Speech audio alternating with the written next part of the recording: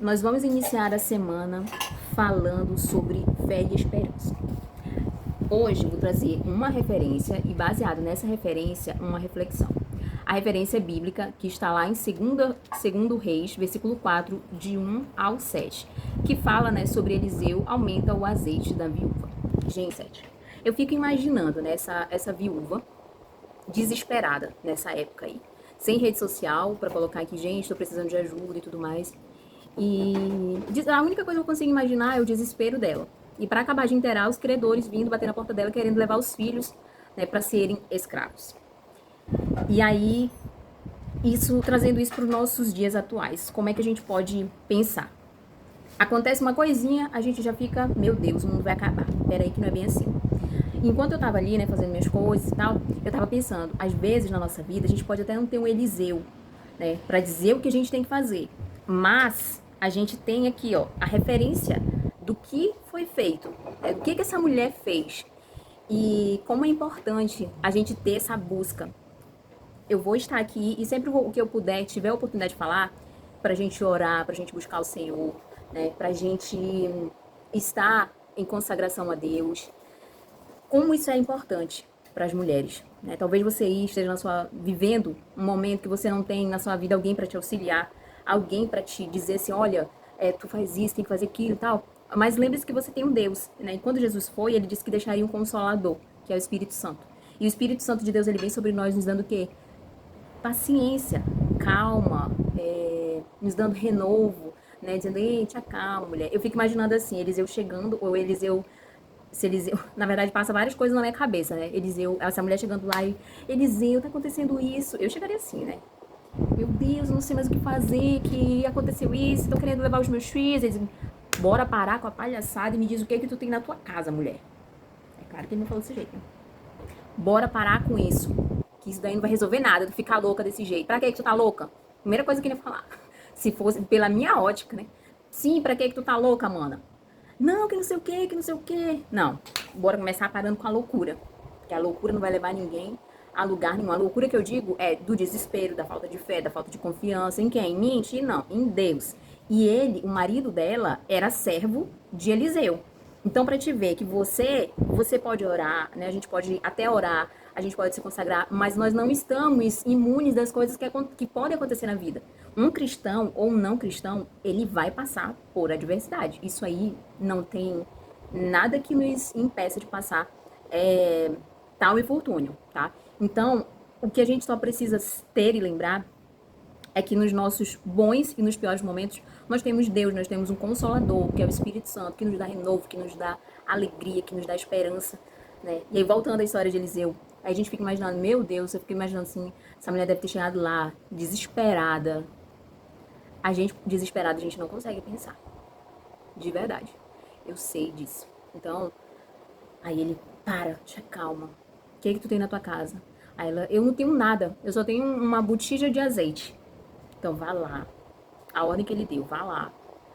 Empreste as vasilhas vazias dos seus vizinhos. Tranca a tua porta e coloca e distribui esse azeite que está na botija nas outras vasilhas. Então, para a gente entender que o milagre, ele não acontece da porta para fora. Ele acontece da porta da nossa casa para dentro. Como isso é poderoso.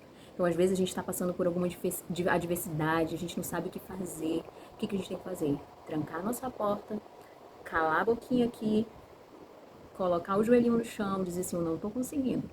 Não estou conseguindo.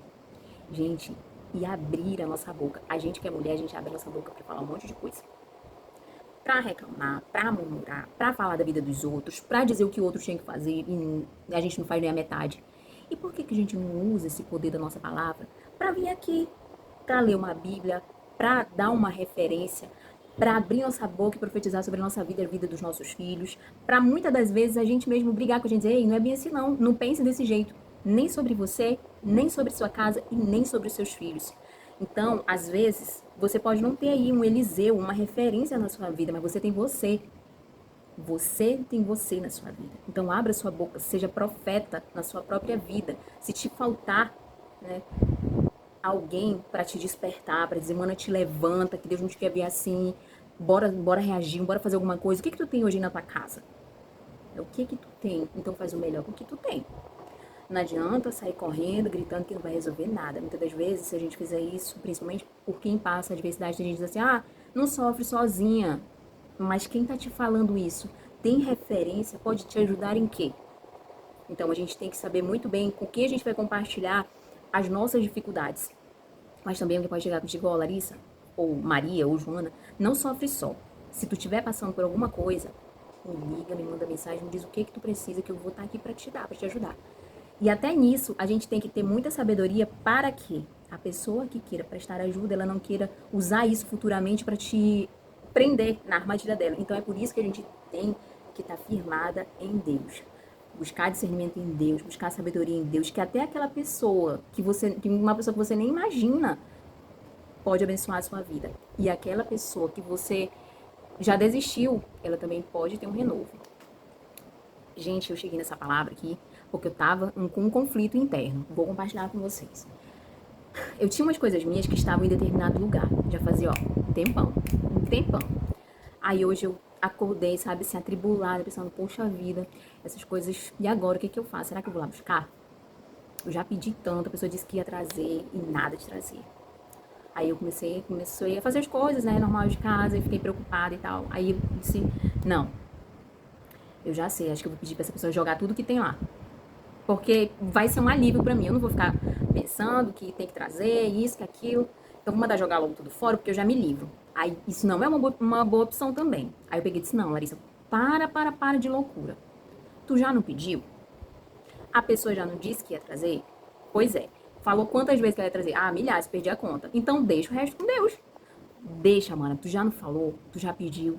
Então a partir daqui, deixa com Deus. Se ele trouxer, ok. Se não trouxer, tá tudo bem. Faz o que dá. Então, às vezes, a gente quer se intrometer na parte que é competente de Deus. E o que é a parte de Deus? A parte de Deus, ele vai fazer. O importante é que a gente saiba a nossa parte. Aquilo que a gente precisa fazer. Na paz, na calma. E como eu falei pra vocês, não é porque a gente tem uma vida de oração, uma vida de consagração, de fervorosa e tal na palavra, que a gente vai estar imune às coisas que acontecem ao nosso redor. Pelo contrário, quando as adversidades vierem, a gente vai ter assim, calma. Mantenha a calma.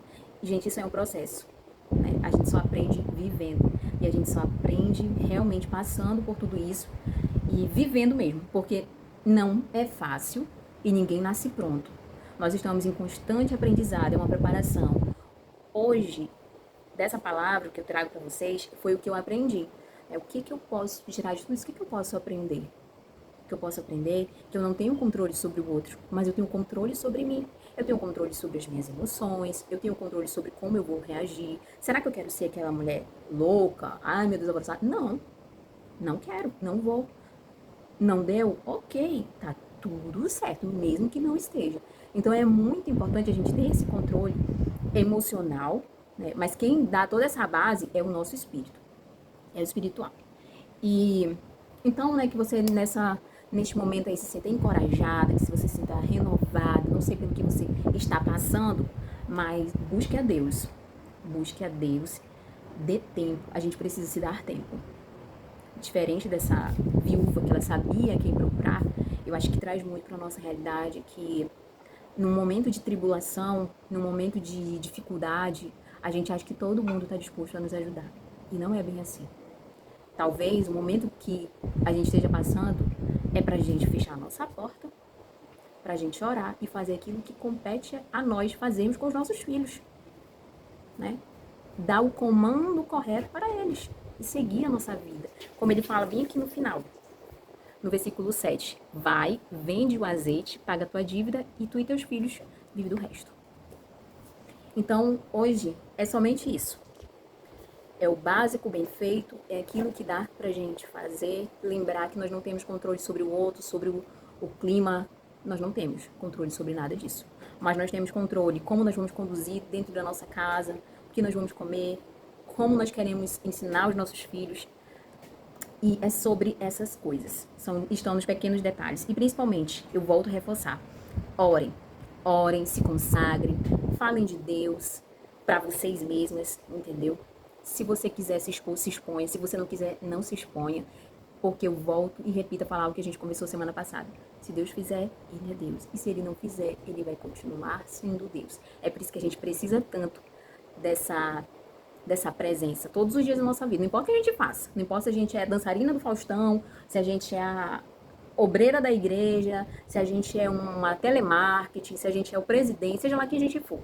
O que importa é que a gente chame essa presença de Deus e a gente busque estar na presença dele todos os dias, seja na igreja, seja dentro da sua casa, que é o seu altar, né?